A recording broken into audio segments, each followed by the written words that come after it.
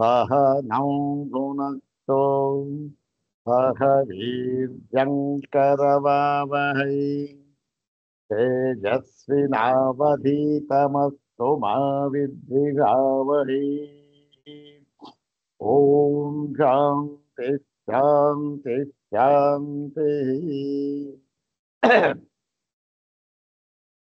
श्रुतिस्मृतिपुराणानाम् आलयं करुणालयं नमामि भगवत्पादं शङ्करं लोकशङ्करं नमामि भगवत्पादशङ्करं लोकशङ्करम् वन्दे तं सच्चिदानन्दं यतिवर्यं महामतिम् वेदवेदान्तपारज्ञम् सद्गुरुं प्रणतोऽस्म्यहम् सदाशिवसमारम्भाम् शङ्कराचार्यमध्यमाम् अस्मदाचार्यपर्यन्ताम् वन्दे गुरुपरम्पराम्।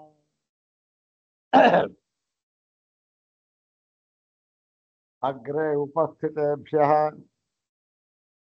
भवद्भ्यः सर्वेभ्यो जिज्ञासुभ्यः हार्दान् प्रणामान् समर्पयामि। ब्रह्मसूत्र शाङ्करभाष्ये तृतीयाध्याये द्वितीये पादे एकादश सूत्रात्मकेऽस्मिन् पञ्चमे उभयलिङ्गाधिकरणे उपनिबद्धम् एकादशं सूत्रम् इदानीं द्विवारं पठित्वा इदं सूत्रं तस्मिन् अधिकरणे अन्तिमं सूत्रम् इदं सूत्रं द्विवारं पठित्वा सूत्रार्थं तद्भाष्यभागं च यथाचार्यानुग्रहं कारयामः। इदं सूत्रं पादादितः एकविंशं सूत्रम् पादादितः एकविंशं सूत्रम् सर्वाग्रे शंकर भगवत पूज्यपादानां प्रशस्ति श्लोकमेकं पठित्वा तेषां पादारविन्दयोः शिरसा प्रणिपत्य अनुग्रहं च प्राप्य प्रकृतम् एकविंशं सूत्रं तद्भाष्यभागं च यथाचार्यानुग्रहं विचारयामः।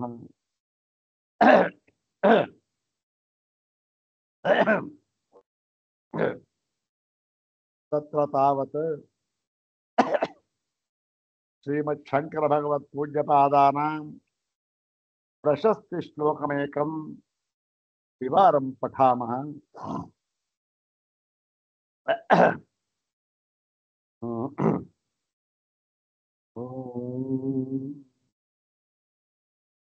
नखेन्दु प्रभाधूतनं रालिघार्दान्धकारं व्रजायाब्जमन्दस्मिताय महामोहपाथो निधेर्बाडभाय प्रशान्ताय कुर्मो नमः शङ्कराय। ॐ नखेन्दु प्रभाधूतनं रालिघार्दान्धकारं व्रजायाब्जमन्दस्मिताय महामोहपाथो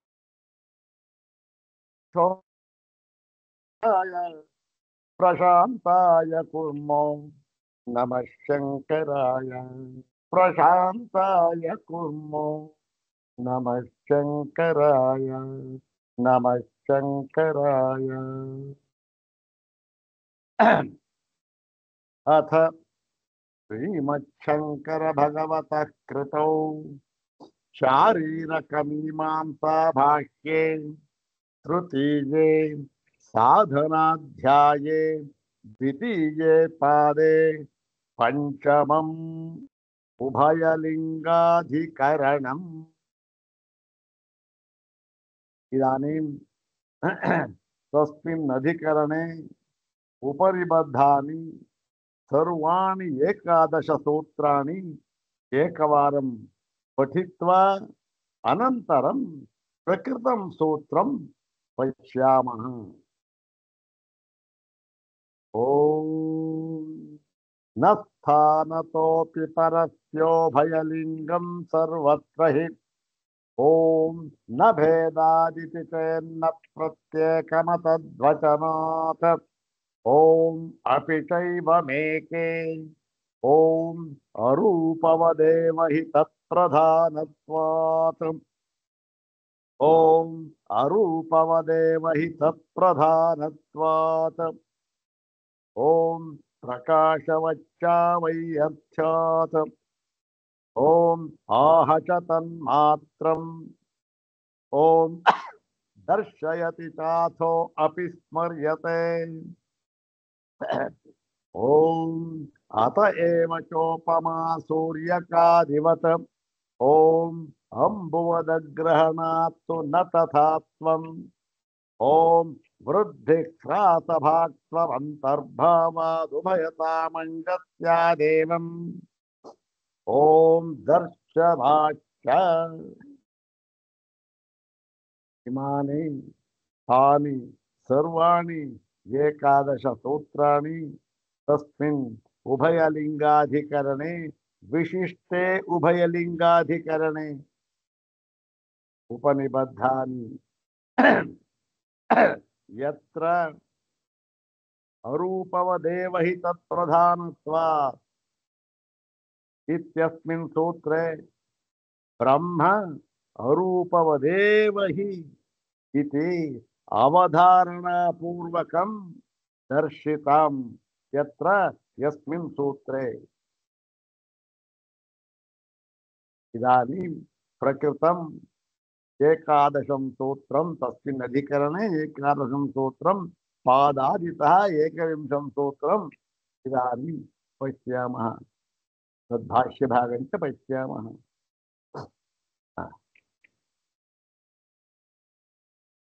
ಓಂ ದರ್ಶನಾಚ್ಚ. ಓಂ ದರ್ಶನಾಚ್ಚ. ಇದರ ಒಂದು ಪದ ವಿಭಾಗ ಕ್ರಮ, ಅನ್ವಯ ಕ್ರಮ ನೆನ್ನೆ ಹೇಳಿತ್ತು ಅಂತ ಕಾಣುತ್ತೆ. ಇವತ್ತು ಸ್ವಲ್ಪ ಅನುವಾದ ಮಾಡಿಕೊಂಡು ಹಿಂದಿನ ಸಂದರ್ಭವನ್ನ ನೋಡಿಕೊಂಡು ನಂತರ ಈ ಸೂತ್ರವನ್ನ ವಿಚಾರ ಮಾಡೋಣ. ದರ್ಶನಾತ್ ಚ ಇತಿ ವಿಪದಾತ್ಮಕಮಿದಂ ಸೂತ್ರಂ. ಅಸ್ಮಿನ್ ಸೂತ್ರೇ ದ್ವೇ ಪದೇ ವರ್ತೇತೆ. ಅನ್ವಯಸ್ತು ಏವಂ ವರ್ತತೆ. ದರ್ಶನಾತ್. ದರ್ಶನಾತ್ ಇತ್ಯತ್ರ ಕುತ್ರ ದರ್ಶನಾತ್ ಇತ್ಯುಕ್ತೆ ಚ ಶ್ರುತೌ ದರ್ಶನ. ಶ್ರುತೌ ಸರ್ವಾಸು ಉಪನಿಷತ್ಸು ಏವಂ ದರ್ಶನಾತ್. ಯಥಾ ಅಸ್ಮಾಭಿಃ ಪೂರ್ವಂ ಉಕ್ತಂ ತಥೈವ ಸರ್ವಾಸು ಶ್ರುತಿಷು ದರ್ಶನಾತ್. ದರ್ಶನಾತ್ ಕಿಂ ಭವತಿ? ದರ್ಶನಾತ್ ಕಿಂ ಇತ್ಯುಕ್ತೆ ನಿರ್ವಿಕಲ್ಪಕೈಕಲಿಂಗಂ ಬ್ರಹ್ಮ ಇತಿ ಸಿದ್ಧಂ ಭವತಿ ಇತಿ ಅಯಂ ಸೂತ್ರಸ್ಯ ಅರ್ಥಃ. ಚ ಶ್ರುತೌ ಸರ್ವಾಸು ಉಪನಿಷತ್ಸು ಏವಂ ದರ್ಶನಾತ್ ಬ್ರಹ್ಮ ನಿರ್ವಿಕಲ್ಪಕೈಕಲಿಂಗಂ ಇತಿ ಸಿದ್ಧಂ ಭವತಿ. ಇದು ಸೂತ್ರದ ಅರ್ಥ. ಮತ್ತು ಶ್ರುತಿಯಲ್ಲಿ ತಿಳಿಸಿರುವುದರಿಂದಲೂ ಬ್ರಹ್ಮವು ನಿರ್ವಿಕಲ್ಪಕವೆಂಬ ಒಂದೇ ಲಿಂಗವುಳ್ಳದ್ದಾಗಿದೆ ಎಂಬುದು ಸಿದ್ಧವಾಗುತ್ತದೆ. ಆಚಾರ್ಯರು ನಿರ್ಣಯವನ್ನ ಕೊಟ್ಟರು. ಯಾರು? ಭಗವಾನ್ ಸೂತ್ರಕಾರರು ಬಾದರಾಯಣಾಚಾರ್ಯರು ಈ ಸೂತ್ರದಲ್ಲಿ ದರ್ಶನಾಚ ಎಂಬತಕ್ಕಂತಹ ಸೂತ್ರದಲ್ಲಿ ನಿರ್ಣಯವನ್ನು ಕೊಟ್ಟುಬಿಟ್ರು. ಯಾತಕ್ಕೆ ಈ ಸೂತ್ರ ಬೇಕಾಗಿತ್ತು? ನಿರ್ಣಯ ಆಗಿತ್ತಲ್ಲ ಅಂತಂದ್ರೆ ನೋಡಿ, ನಿರ್ಣಯವನ್ನ ನಾವು ಮಾಡಿದ್ದೆವು.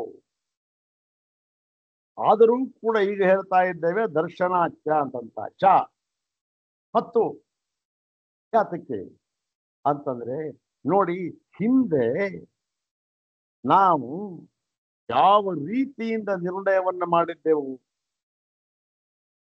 ಅಂದರೆ ನಿದರ್ಶನದಿಂದ, ದೃಷ್ಟಾಂತದಿಂದ ನಾವು ಸಿದ್ಧ ಮಾಡಿದ್ದೆವು. ದೃಷ್ಟಾಂತದ ಮೂಲಕ ಯಾವುದೇ ವಸ್ತುವಿಗೆ ಉಪಾಧಿಯ ಸಂಬಂಧದಿಂದ ಆ ವಸ್ತುವಿನಲ್ಲಿ ಉಪಾಧಿಯ ಯಾವ ಧರ್ಮದ ಸೋಂಕು ಇರುವುದಿಲ್ಲ. ಉಪಾಧಿಯ ಸಂಬಂಧ ಆಯ್ತು. ಉಪಾಧಿಯ ಸಂಬಂಧವಾದ ಮಾತ್ರಕ್ಕೆ ನಮಗೇನಾಯ್ತು?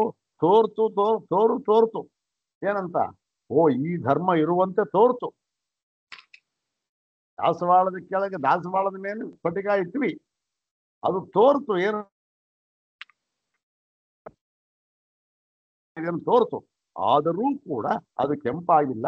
ಮತ್ತು ಆ ಒಂದು ದಳದ ಮೇಲೆ ಸ್ಫಟಿಕವನ್ನು ಇಟ್ಟಾಗಲೂ ಮತ್ತೆ ಅದಕ್ಕೆ ಉಪಾಧಿಯ ಸಂಬಂಧವು ಆದಾಗಲೂ ಮತ್ತೆ ಆ ಉಪಾಧಿಯ ಧರ್ಮವು ಆ ವಸ್ತುವಿನಲ್ಲಿ ತತ್ಕಾಲಕ್ಕೆ ಕಂಡು ಬಂದಿದ್ದರೂ ಕೂಡ, ಇಷ್ಟೆಲ್ಲ ಇದೆ, ಆದರೂ ಕೂಡ ಉಪಾಧಿಯ ಯಾವೊಂದು ಧರ್ಮವೇ ಆಗಲಿ ಆ ವಸ್ತುವಿಗೆ ಪರಮಾರ್ಥವಾಗಿ ಇರುವುದಕ್ಕೆ ಸಾಧ್ಯವಿಲ್ಲ, ಬರುವುದಿಲ್ಲ, ಸಾಧ್ಯವಿಲ್ಲ ಅಂತ ಅನ್ನುವುದನ್ನ ನಾವು ತೋರಿಸಿಕೊಟ್ಟು, ಹಾಗೆ ಈ ಬ್ರಹ್ಮ ಏನಾಗಿದೆ? ಸವಿಶೇಷ ರೂಪದಿಂದ ತೋರ್ತಾ ಇದೆ. ಹೌದು, ಬೇಕಾದಷ್ಟು ರೂಪ ಬ್ರಹ್ಮಕ್ಕೆ ಹೋಗ್ತಾನೆ. ಇದ್ದರೂ ಕೂಡ ಅವೆಲ್ಲವೂ ಕೂಡ ಒಂದು ಸ್ಫಟಿಕದ ಗಟ್ಟಿ ಟ್ಯೂಬ್ ಅಂತಾರಲ್ಲ ಅದು,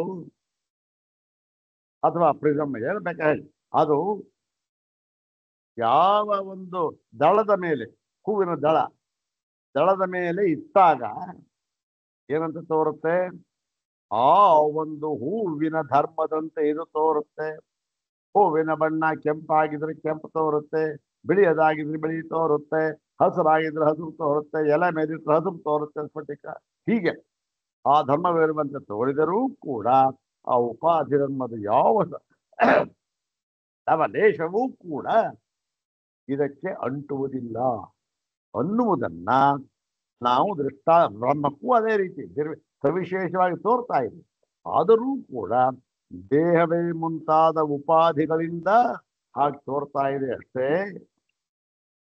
ಸ್ಫಟಿಕದ ಗಟ್ಟಿ ಕೆಂಪಾಗಿ, ಹಸಿರಾಗಿ, ಹಳದಿಯಾಗಿ ತೋರುವಂತೆ ತೋರ್ತಾ ಇದೆ ಅಂತ ಹೇಳಿ ದೃಷ್ಟಾಂತದ ಮೂಲಕ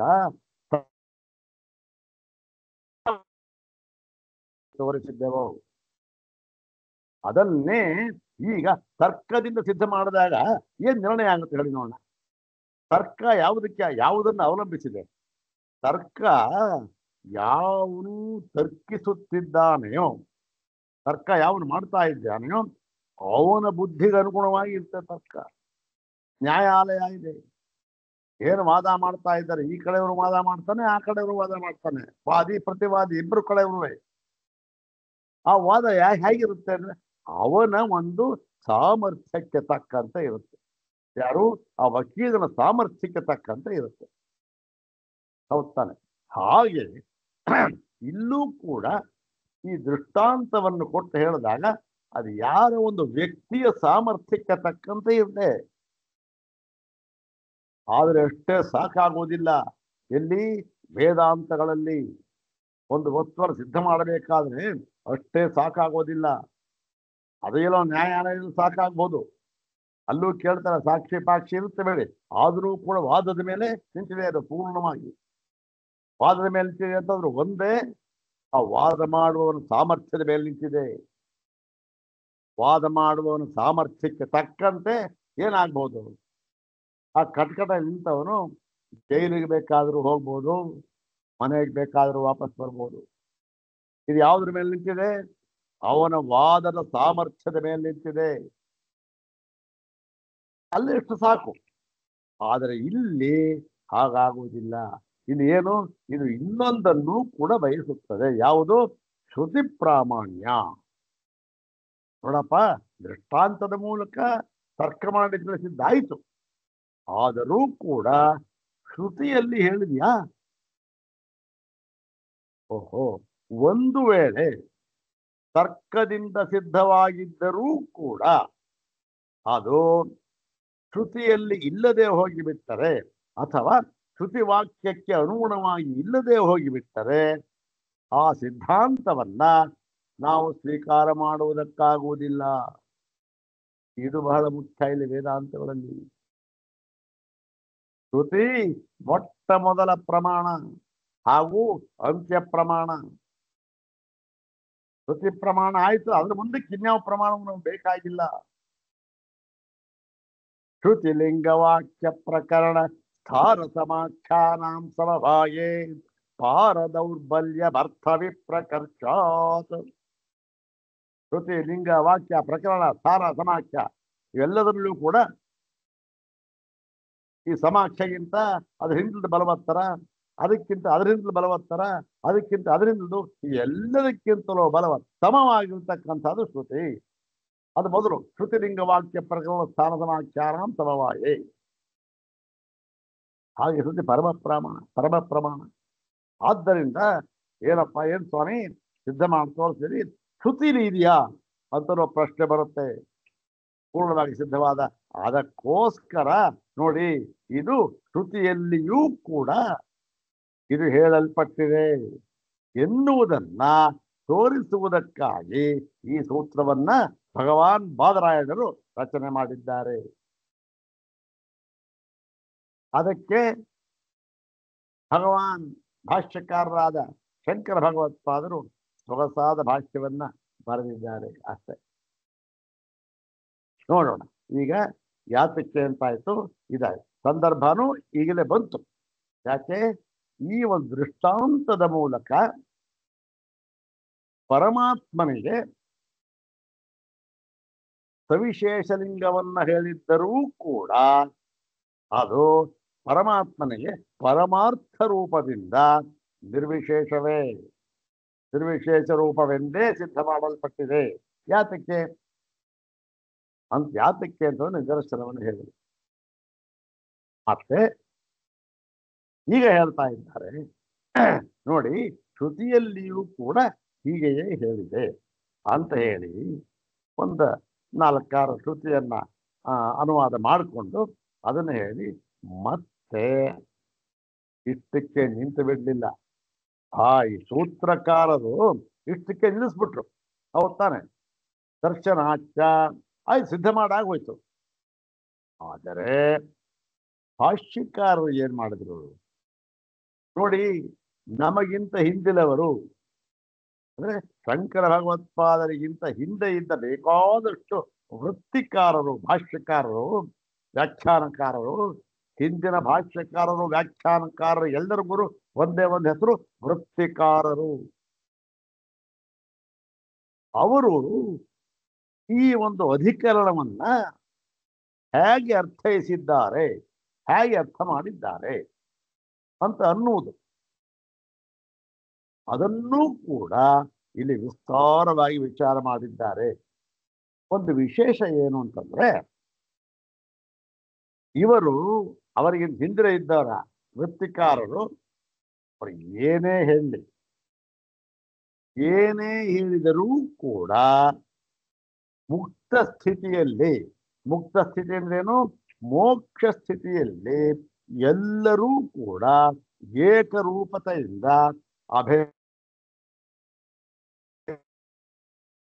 ಇದು ಬಹಳ ಮುಖ್ಯ. ರೈತ ಅಂತ ಇರಲೇ ಇರಲಿಲ್ಲ. ಯಾವಾಗ ಈ ವ್ಯವಹಾರ ಸ್ಥಿತಿಯಲ್ಲಿ ಇತ್ತು, ಆಗಲೂ ಇತ್ತು, ಇಲ್ಲ ಅಂತಲ್ಲ. ಎಲ್ಲ ಉಪಾಸನೆಗಳು ಇತ್ತು, ಪೂಜೆ ಇತ್ತು, ಪುರಸ್ಕಾರ ಪ್ರತಿಯೊಂದು ಇತ್ತು. ಆದರೂ ಕೂಡ ಮುಕ್ತ ಸ್ಥಿತಿಯಲ್ಲಿ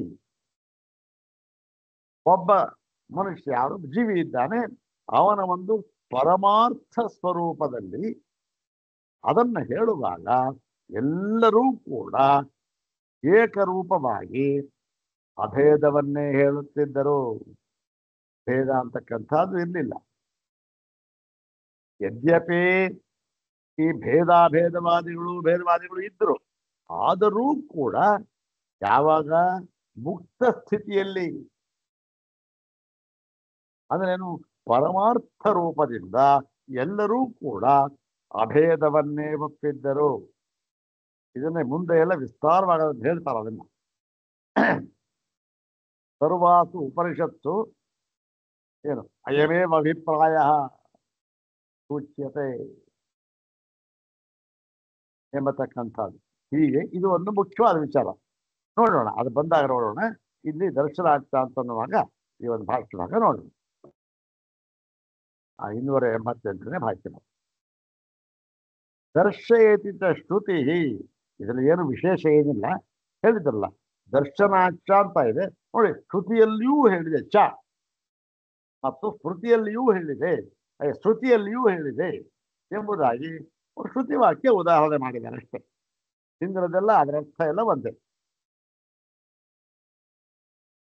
ದರ್ಶಯತಿ ಶ್ರುತಿ ಪರಸ್ಯೈವ ಬ್ರಹ್ಮಣೋ ದೇಹಾದಿಷು ಉಪಾಧಿಷು ಅಂತರನುಪ್ರವೇಶ ಪುರಶ್ಚಕ್ರೆ ದ್ವಿಪದ ಪುರಶ್ಚಕ್ರೆ ಚತುಷ್ಪದ ಪುರಸ್ಸಪಕ್ಷಿ ಭೂತ್ವಾ ಪುರಃ ಪುರುಷ ಆವಿಶತ್. ಬೃಹದಾರಣ್ಯಕ ಶ್ರುತಿಯನ್ನ ಉದ್ಧಾರ ಮಾಡಿದ್ರು. ಮತ್ತೆ ನೋಡಿ, ಛಾಂದೋಗ್ಯದಲ್ಲಿಯೂ ಕೂಡ ಏನು ಯಜುರ್ವೇದ ಆಯಿತು. ಯಾವ ಶುಕ್ಲ ಯಜುರ್ವೇದ ಮತ್ತು ಸಾಮವೇದ ಛಾಂದೋಗ್ಯ, ಅದರಲ್ಲೂ ಕೂಡ ಅನೇನ ಜೀವೇನ ಆತ್ಮನ ಅನುಪ್ರವಿಶ್ಯ, ಜೀವೇನ ಆತ್ಮನ ಅನುಪ್ರವಿಶ್ಯ. ನಂತರ ನಾಮರೂಪೇ ವ್ಯಾಕರವಾಣಿ ಅಂತ ಹೇಳಿದ್ರು. ಮತ್ತು ತಸ್ಮಾತ್ ಯುಕ್ತಮೇತತ್ ಅತ ಏವ ಚೋಪಮಾ ಸೂರ್ಯಕಾದಿವತ್ ಇತಿ. ಆದ್ದರಿಂದ ನಾವು ಯಾವ ದೃಷ್ಟಾಂತವನ್ನ ಕೊಟ್ಟು ಪರಬ್ರಹ್ಮಕ್ಕೆ ನಿರ್ವಿಶೇಷತ್ವವನ್ನ ಸಿದ್ಧ ಮಾಡಿ ತೋರಿಸಿದ್ದೆವೋ, ಏನು ಯಾವ ದೃಷ್ಟಾಂತವನ್ನು ಕೊಟ್ಟು, ಯಾವುದದು ಅದೇ ಇದು ಹೇಳ್ತಾರಲ್ಲ, ಅತ ಏವ ಚೋಪಮಾ ಸೂರ್ಯಕಾದಿವತ್ ಅಂತ ನಾವು ದೃಷ್ಟಾಂತ ಕೊಟ್ಟಿದ್ವಲ್ಲ. ಯಾವುದು ಜಲಸೂರ್ಯಕ ದೃಷ್ಟಾಂತ. ಅದಕ್ಕೆ ನೀವೇನ್ ಹೇಳಿದ್ರಿ? ಅಂಬುವದ ಗ್ರಹಣಾತ್ತು ನ ತಥಾತ್ವಂ ಅಂತ ಹೇಳಿದ್ರಿ. ಅದು ಸರಿಯಲ್ಲ. ಅದು ಹೇಗೆ ಸರಿಯಲ್ಲ ಅಂತನ್ನುವುದನ್ನು ನಾವು ತರ್ಕಬದ್ಧವಾಗಿ ವಿಚಾರ ಮಾಡಿದ್ದೆವು. ಅದನ್ನೇ ಇಲ್ಲಿ ಶ್ರುತಿಯಲ್ಲಿಯೂ ಕೂಡ ಹೇಳಿದ್ದಾರೆ ಎಂದು ನಾವು ಈಗ ತೋರಿಸಿಕೊಡುತ್ತಿದ್ದೇವೆ. ಏನು ಒಂದು ನಿಲುವು, ಆಚಾರ್ಯರ ನಿಲುವು ಅದ್ಭುತ. ನಿಲುವು ಅಂದ್ರೆ ಏನು? ಆ ಒಂದು ಏನ್ ಹೇಳ್ತಾರೆ ಕನ್ವಿಕ್ಷನ್ ಅಂತ ಏನ್ ಹೇಳ್ತಾರಲ್ಲ, ಆ ದೃಢವಾದ ನಿಲುವು. ಅದು ಬರೋದಕ್ಕೆ ಕಾರಣ ಏನು? ಅದೇನ್ರಿ, ಅವ್ರು ಒಬ್ಬರಿಗೆ ಬಂತ, ನಮಗೆ ಬರೋದಿಲ್ವಾ? ಅದೇ ಹೇಗೆ ಅವ್ರು ಅಷ್ಟೊಂದು ದೊಡ್ಡ ನಿಲುವು ಅಂದ್ರೆ ಅದಕ್ಕೆ ಆ ತೈತ್ತಿರಿಯ ಹೇಳ್ತಾರೆ ನೋಡಿ. ಅವರು ನಾವು ತೈತ್ತಿರಿಯ ನೋಡಿದ್ವಿ. ಅದನ್ನ ಏನಂತ, ಹೇಗೆ ಬಲ ಬಂತು ಗೊತ್ತೇನು ನನಗೆ? ಶಂಕರ ಭಗವತ್ತ ಹೇಳೋ ಮಾತು, ಯಾರು ಬೇರೆ ಯಾರು ಅಲ್ಲ. ಏನು ಬಲ ಹೇಗೆ ಬಂದಿದ್ದು ನೋಡಿ. ಇದೇ ಈ ಸಂದರ್ಭದಲ್ಲಿ ಎಲ್ಲಿ ಪ್ರವೇಶ ಸ್ತುತಿಯನ್ನು ಹೇಳುವಾಗ ಏನ್ ಹೇಳ್ತಾರೆ? ಎಲ್ಲ ಹೇಳಿದ್ರಲ್ಲ, ಸ್ವಾಮಿ ಶಂಕರಾಚಾರ್ಯ ಯಾಕೋ ನಿಮ್ ಕೈಲಿ ಆಗಲ್ಲ. ಯಾಕೆ? ಎಲ್ಲ ಒಟ್ಟ ಬಂದ್ಬಿಟ್ಟಿದ್ದಾರೆ ಸೇರ್ಕೊಂಡು, ಮೀಮಾಂಸಕರು ಅವರು ಇವರು ಎಲ್ಲಾರು ನಿಮ್ ಕೈಲಿ ಯಾಕೋ ಅನುಮಾನ ಆಗ್ತಾ ಇದೆ, ಬನ್ನಿ ಹೊರಟೋಣ. ಅದಕ್ಕೆ ಏನ್ ಹೇಳ್ತಾರೆ? ಇಲ್ಲಪ್ಪ, ನಾನು ಅವರೆಲ್ಲರಿಗಿಂತಲೂ ಕೂಡ ಬಲವತ್ತರವಾಗಿದ್ದೇನೆ. ಅಯ್ಯೋ, ಆ ಬಲ ಹೇಗ್ ಬಂತು? ಒಂದೇ ಒಂದು ಮಾತು ಹೇಳ್ತಾರೆ. ಏನಂತ? ನಾನು ಒಬ್ಬನೇ ಇರುವುದರಿಂದ. ನಾನು ಅಂದ್ರೆ ಇದು ದೇಹ ಉಪಾಧಿಯನ್ನು ಹೇಳ್ತಾ ಇಲ್ಲ ಅವರು. ಆತ್ಮ ಒಬ್ಬನೇ. ಯಾರಿದ್ದಾರೆ? ಭೇದವೇ ಇಲ್ಲವಲ್ಲ. ಅದನ್ನ ಸಾಕ್ಷಾತ್ತಾಗಿ ಅನುಭವ ಪರ್ಯಂತವಾಗಿ ಕಂಡುಕೊಂಡ ಮಹಾತ್ಮರು ಶಂಕರ ಭಗವತ್ಪಾದ. ಆದ್ದರಿಂದ ನನಗೆ ಯಾವ ಭಯವೂ ಇಲ್ಲ ವಾದ ಮಾಡಲಿಕ್ಕೆ. ಇವಾಗ ನೋಡಿ, ಎದುರುಗಡೆ ಪುಸ್ತಕ ಇದೆ, ನನ್ನ ಹತ್ರ ಪುಸ್ತಕ ಇದೆ. ಇದು ಬ್ರಹ್ಮಸೂತ್ರ ಭಾಷೆದ ಪುಸ್ತಕ. ಒಂದು 5-6 ಜನ ಬಂದ್ಬಿಟ್ಟು ಏನ್ ಮಾಡಿದ್ರು, ಏಯ್ ಇದು ಬ್ರಹ್ಮಸೂತ್ರ ಭಾಷೆ ಪುಸ್ತಕ ಅಲ್ಲ, ನೋಡಿ ಇಷ್ಟೇ ದಪ್ಪ ಇದೆ, ಇಷ್ಟೇ ಅಗಲ ಇದೆ, ಇದು ಬೃಹದಾರಣ್ಯಕ ಭಾಷ್ಯ ಒಬ್ಬ ಅಂದ, ಇದು ಛಾಂದೋಗ್ಯ ಭಾಷ್ಯ ಇನ್ನೊಬ್ಬ ಅಂದ. ಅವರೆಲ್ಲರೂ ಯಾರು? ಮಹಾಪಂಡಿತರುಗಳು. ಯಾರ ಮನೆಯವ್ರು ನಮ್ಮ ಹಿತೈಷಿಗಳು ಬಂದ್ರು, ಅಯ್ಯೋ ಒಪ್ಕೊಂಬಿಡಪ್ಪ, ಯಾತಕ್ಕೆ ಅವ್ರ ಹತ್ರ ವಾದ ನೋಡು, ಅವರೆಲ್ಲ ಬಹಳ ದೊಡ್ಡವರು, ಏನೋ ಇದ್ರೂ ಇರ್ಬೋದೇನೋ, ಬ್ರಹ್ಮಸೂತ್ರ ಭಾಷೆ ಅಲ್ವೇನೋ ಇದು, ಯಾರಿಗೆ ಗೊತ್ತು, ಒಪ್ಕೊಂಬಿಡು, ಯಾಕೆ ಸುಮ್ಮನೆ ವಾದ ಅಂತಂದ್ರೆ ನಾನೇನ್ ಹೇಳ್ತೇನೆ, ಇಲ್ಲ ಒಪ್ಪೋಕ್ ಸಾಧ್ಯ ಇಲ್ಲ, ಅವರಂತ 100 ಜನ ಬಂದು ಹೇಳಿದ್ರು ಕೂಡ ನನ್ನ ನಿಲುವು ಇದೇ ಇದೆ ಬ್ರಹ್ಮಸೂತ್ರ ಭಾಷ್ಯ. ಯಾಕೆ ಅಂದ್ರೆ ಇದು ಬ್ರಹ್ಮಸೂತ್ರ ಭಾಷ್ಯ ಎನ್ನುವುದು ಪ್ರತ್ಯಕ್ಷವಾಗಿ ಕಂಡು ಬಂದು, ಗುರಿ ಅಷ್ಟೇ ಅಲ್ಲ, ನನ್ನ ಅನುಭವದಲ್ಲಿ ನಿಂತಿದೆ, ನೋಡ್ತಾ ಇದ್ದೀನಿ, ಅನುಭವಕ್ಕೆ ಬರ್ತದೆ. ಆದ್ದರಿಂದ ಯಾರು ನನ್ನ ಅಲ್ಲಾಡ್ಸೋಕ್ಕಾಗೋದಿಲ್ಲ. ಯಾಕೆ? ಒಂದೇ ಏಕರೂಪತೆ, ಒಂದೇ ನಿಶ್ಚಯ ಜ್ಞಾನ ಒಂದೇ. ಹೀಗೆ ಏಕರೂಪತೆ, ನಾನು ಒಬ್ಬನೇ ಇದ್ದೇನೆ.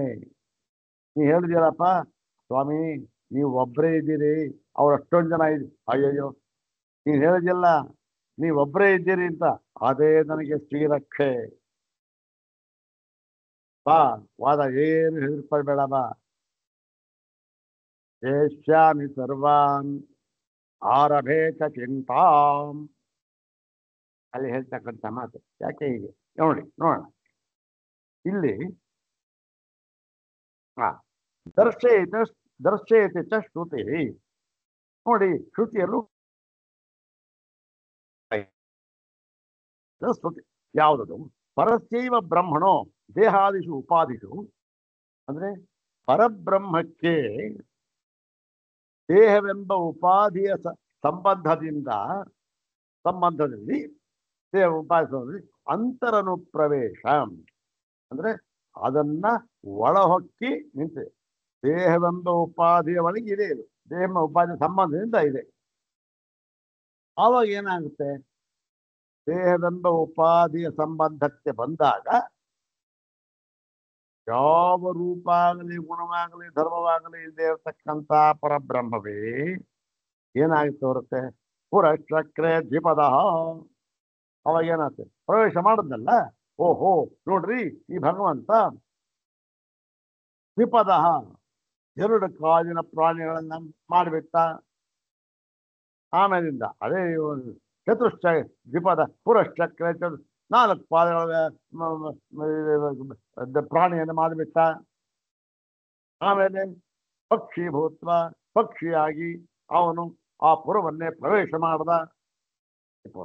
ಪ್ರವೇಶ ಮಾಡ್ದ ಅನ್ನತಕ್ಕಂಥದ್ದು ಈ ಒಂದು ಜೀವಾತ್ಮನ ದೃಷ್ಟಿಯಿಂದ ಹೇಳಿದ ಮಾತು.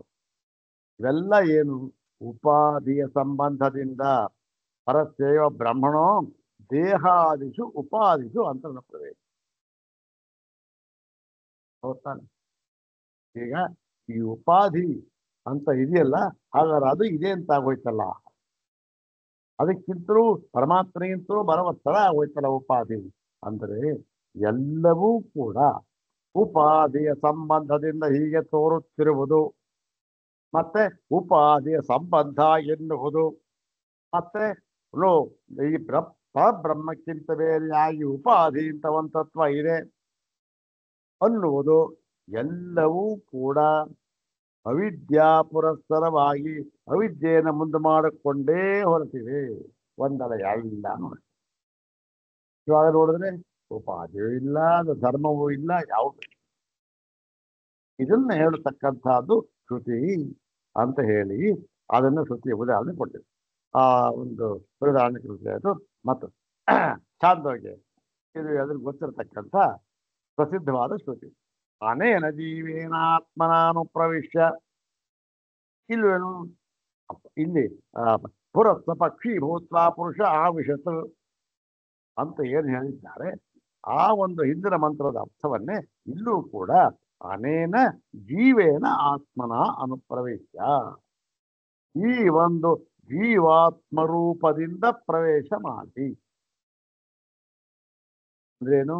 ಇಲ್ಲಿ ಪ್ರವೇಶ ಸ್ತುತಿಯನ್ನು ಹೇಳ್ತಾ ಇರ್ತಕ್ಕಂಥದ್ದು ಯಾತಿಕ್ಕೆ, ಏನು ಅಂತಕ್ಕಂಥದ್ದನ್ನ ವಿಸ್ತಾರವಾಗಿ ತೈತ್ರಿಯ ಭಾಷೆ ಹೇಳಿದ್ದಾರೆ. ಅದೆಲ್ಲ ತಾತ್ಪರ್ಯ ಏನು? ತಾತ್ಪರ್ಯ ಏನು ಅಂತಂದ್ರೆ ಕೇವಲ ಈ ನಾಮರೂಪಾತ್ಮಕವಾಗಿ ತೋರ್ತಾ ಇರತಕ್ಕಂಥ ಎಲ್ಲವೂ ಕೂಡ ಏನು ಅವಿದ್ಯೆಯನ್ನ ಮುಂದಿಟ್ಟುಕೊಂಡೇ ಹೊರಟಿವೆ ಅಷ್ಟೇ. ಅವಿದ್ಯೆ ಅಂದ್ರೇನು? ಅವಿದ್ಯೆ ಏನಿಲ್ಲ, ಅದಿಲ್ಲ. ಆ ಒಂದು ಪರಬ್ರಹ್ಮದ ಯಥಾರ್ಥವಾದ ಒಂದು ಧರ್ಮ ಅಂತ ಹೇಳಿದ್ರೆ ತಪ್ಪಾಗುತ್ತೆ, ಇರ್ಲಿ ಹೇಳ್ಬೇಕಲ್ಲ ಮಾತು. ಯಥಾರ್ಥವಾಗಿ ಆ ಪರಬ್ರಹ್ಮವನ್ನ ತಿಳಿದುಕೊಳ್ಳದಿರುವುದು ಅಂತ ಮತ್ತೆ ಅದಕ್ಕೇನೇನೋ ಆರೋಪ ಮಾಡಿ ತಿಳ್ಕೊಳ್ಳೋದು, ಅದರಿಂದ ಅದೇ ಅವಿದ್ಯೆ. ಅದೇನು? ಇರುವುದನ್ನ ಇದ್ದಂತೆ ತಿಳಿದುಕೊಳ್ಳದೆ ಇರುವುದು.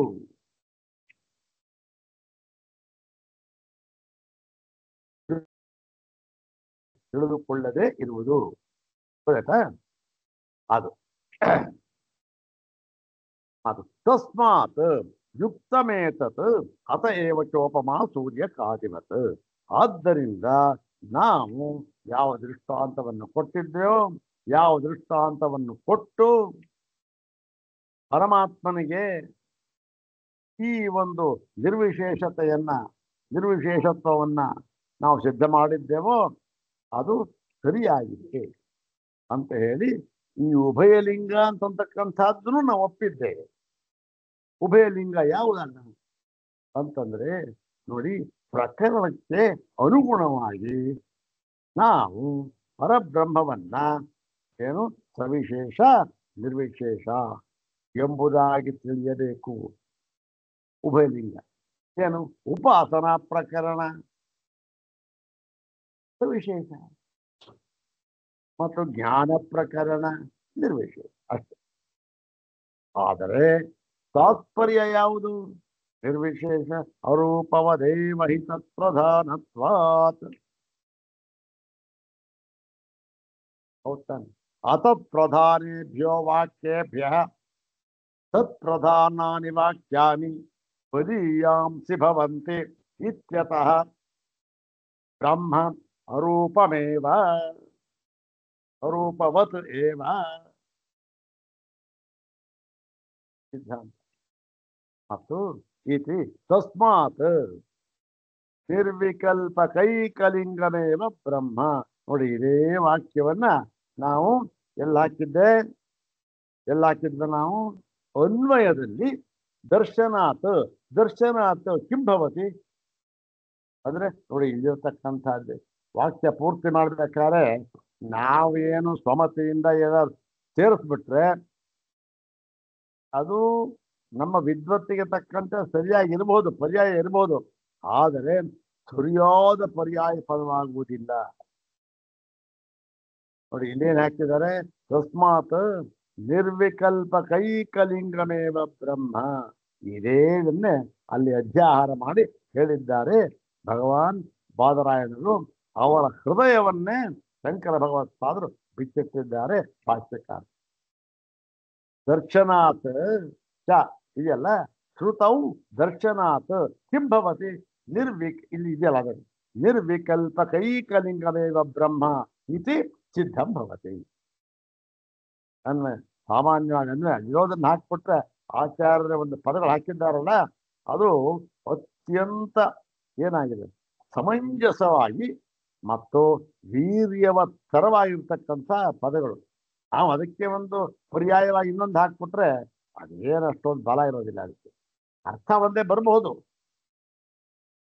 ಏನು ನಮ್ಮ ವಿದ್ವತ್ತಿನಿಂದ ಇನ್ನೊಂದು ಪದ ಹಾಕ್ಬೋದು, ಹಾಕಿದ್ರೂ ಕೂಡ ಆ ಒಂದು ಸೊಗಸು, ಬಲ, ಅವನ ದಾರ್ಢ್ಯ, ದೃಢತೆ ಅನ್ನೋದು ಬರೋದಿಲ್ಲ. ಇದೆ ನೋಡಿ ಇಲ್ಲೇ. ಆದ್ದರಿಂದ ಏನು? ನ ಉಭಯಲಿಂಗಂ ವಿಪರೀತಂಚ ಇತಿ ಸಿದ್ಧ. ಆದ್ದರಿಂದ ಏನಾಯ್ತು? ಉಭಯ ಏನು ಇದು ಆಗ್ಬಹುದು, ಅದು ಆಗ್ಬಹುದು. ಆವಾಗ ಯಾವ್ದು ತಗೋಬೇಕು ಅಂದ್ರೆ ವಿಪರೀತ ಲಿಂಗಂ, ವಿಪರೀತ ಅಂದ್ರೆ ನಿರ್ವಿಶೇಷಕ್ಕೆ ವಿಪರೀತವಾದ ಲಿಂಗ ಯಾವುದು? ಸವಿಶೇಷ ಲಿಂಗ ಅದೂ ಅಲ್ಲ. ತಸ್ಮಾತ್ ನಿರ್ವಿಕಲ್ಪಕೈಕಲಿಂಗಮೇವ ಬ್ರಹ್ಮ ನ ಉಭಯಲಿಂಗಂ ನ ವಿಪರೀತಲಿಂಗಂ ಇತಿ ಸಿದ್ಧಂ ಸಿದ್ಧಂ ಭವತಿ. ಇದನ್ನೇ ಅನ್ವಯದಲ್ಲಿ ಹಾಕಿರೋದು. ನಮ್ಮ ಒಂದು ಬುದ್ಧಿ ಮತ್ತೆ ಏನೂ ಇಲ್ಲ. ಶ್ರುತೌ ದರ್ಶನಾತ್ ನಿರ್ವಿಕಲ್ಪಕೈಕಲಿಂಗಂ ಬ್ರಹ್ಮ ಇತಿ ಸಿದ್ಧಂ ಭವತಿ. ಇದು ಆ ಒಂದು ಸೂತ್ರದ ಅರ್ಥ. ಯಾರು ಹೇಳಿರ್ತಕ್ಕಂಥದ್ದು? ಭಗವತ್ಪಾದರ ಪದಗಳೇ ಅವು. ಅವ್ರು ಹೇಗೆ ಹೇಳಿದ್ದಾರೆ? ಅವರೇನು ಬಾದರಾಯಣ ಹೃದಯವನ್ನು ಪ್ರವೇಶ ಮಾಡಿ ಅದನ್ನೇ ಬಿಚ್ಚೆತ್ತಿದ್ದಾರೆ. ಇಲ್ಲಿಗೆ ಏನಾಯ್ತು? ಈ ಒಂದು ಅಧಿಕರಣ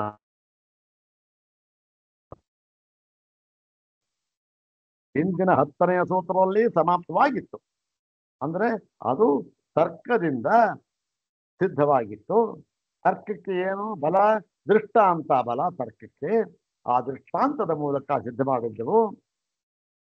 ಅದನ್ನೇ ಇಲ್ಲಿ ನೋಡಿ ಶ್ರುತಿಯ ಬಲದಿಂದಲೂ ಕೂಡ ಸಿದ್ಧ ಮಾಡಿ ಹೇಳಿದ್ದಾರೆ ಭಗವಾನ್ ಭಾಷ್ಯಕಾರರು.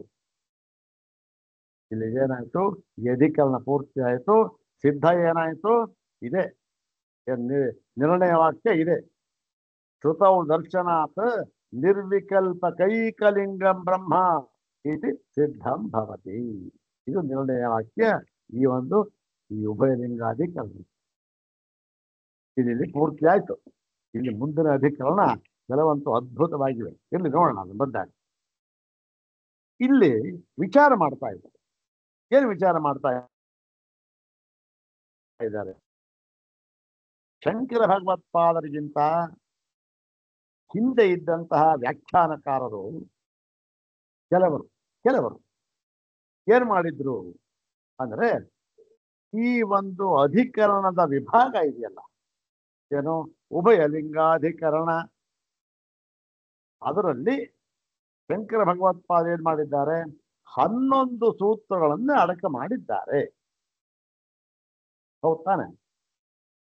ಇಡೀ ಬ್ರಹ್ಮಸೂತ್ರದಲ್ಲಿ ಎಷ್ಟು ಸೂತ್ರಗಳಿವೆ? 555 ಸೂತ್ರಗಳಿವೆ. ಹೌದ್ ತಾನೆ? ಆ ಸೂತ್ರದ ವಿಭಾಗ ಹೇಗೆ? ಈಗ ಅಥಾತೋ ಬ್ರಹ್ಮ ಜಿಜ್ಞಾಸ ಅಂತಿದೆ. ಹೀಗೆ ಈ ಬೇಕಾ 550 ಸೂತ್ರ. ಅದರಲ್ಲಿ ಏನ್ ಮಾಡಿದ್ದಾರೆ? ಕೆಲವರು ಯಾವ ಒಂದು ಸೂತ್ರವನ್ನ ಶಂಕರ ಭಗವತ್ಪಾದರು ಒಂದೇ ಸೂತ್ರ ಇದು ಅಂತ ಪರಿಗಣನೆ ಮಾಡಿ ತಿಳಿಸಿದ್ದಾರೋ ಅದನ್ನ ಬೇರೆಯವರು ಏನ್ ಮಾಡಿದ್ದಾರೆ? ಅದನ್ನ ಒಡೆದು ಬಿಟ್ಟಿದ್ದಾರೆ.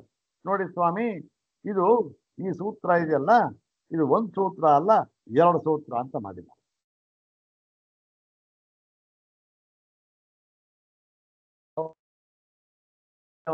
ನೋಡಿದ್ವಿ.